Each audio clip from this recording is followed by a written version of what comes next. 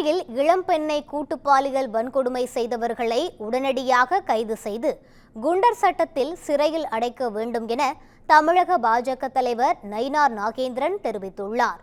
கோவையில் செய்தியாளர்களிடம் பேசிய அவர், பெண்களுக்கு எதிரான பாலியல் மாடல் ஆட்சி இது என்று கூறினார். இதுவரை 6000 கொலை குற்றங்கள், 31 லாக்அப் மரணங்கள் நடந்து உள்ளது என்றும் அவர் குற்றம் சாட்டினார். இந்த திமுக ஆட்சி திராவிட மாடல் ஆட்சி. இது பெண்களுக்காக எதிரான பாலியல் மாடல் ஆட்சி அப்படின்னு தான் சொல்லுவாங்க. பெண்களுக்கு எதிரான குற்றங்களை அதிகரித்திருக்கக்கூடிய ஒரு பாலியல் மாடல் ஆட்சின்னு தான் சொல்றோம். பெண்களுக்கு எதிரான குற்றங்கள் 60% பெண்களுக்கு எதிரான குற்றம்.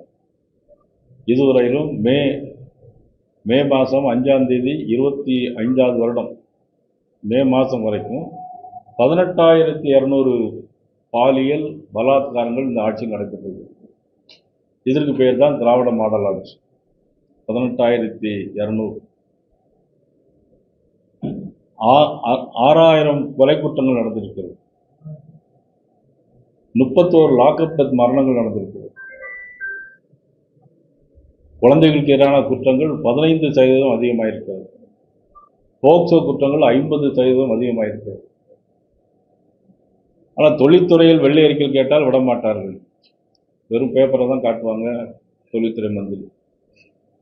நான் உண்மையிலே இன்றைக்கு கேட்க நமது முதலமைச்சரை பார்த்து, நான் சொன்னது இதெல்லாம் சரியா இல்லை தவறா என்பதை மாண்புமிகு முதலமைச்சர் ஒரு விளக்கம் தர வேண்டும் என்று நான் கேட்டுக்கொள்கிறேன். இதெல்லாம் உடனடியாக கண்டுபிடித்து குண்டாசில் போடணும்.